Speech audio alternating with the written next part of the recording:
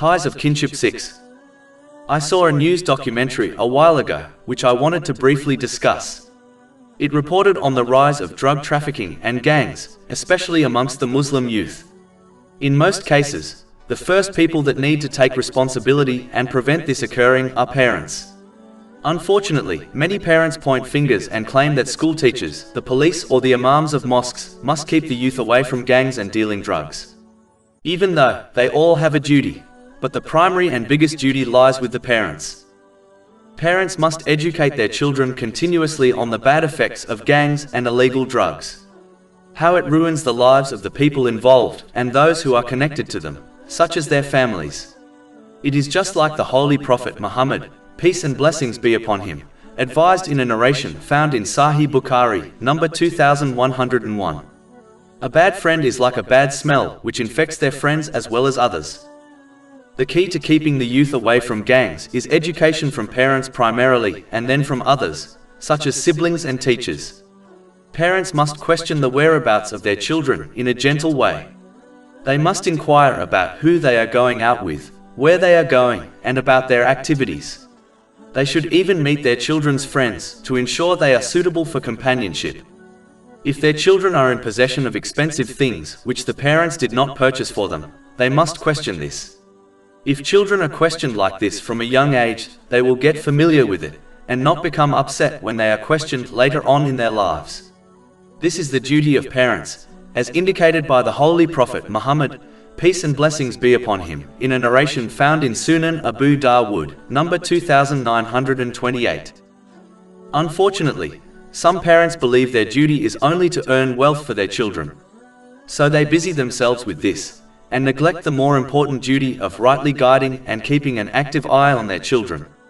Yes, earning wealth is important, but it cannot take priority over educating one's children on the difference between right and wrong. This news documentary also discussed how some drug dealers fabricate or misinterpret the verses of the Holy Quran and the narrations of the Holy Prophet Muhammad, peace and blessings be upon him, in order to justify what they do.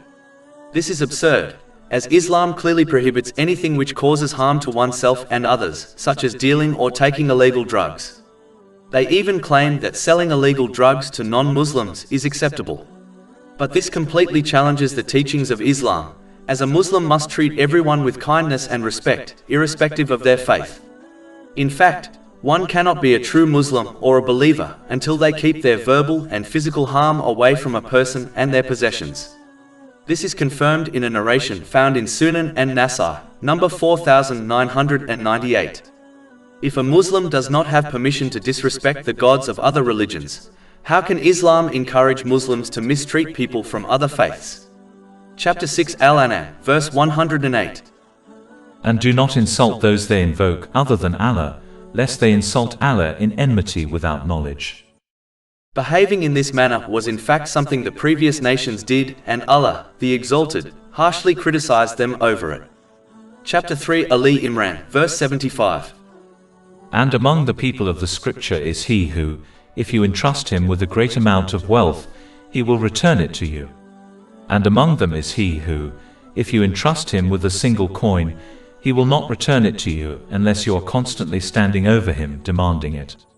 That is because they say, there is no blame upon us concerning the unlearned. And they speak untruth about Allah while they know it.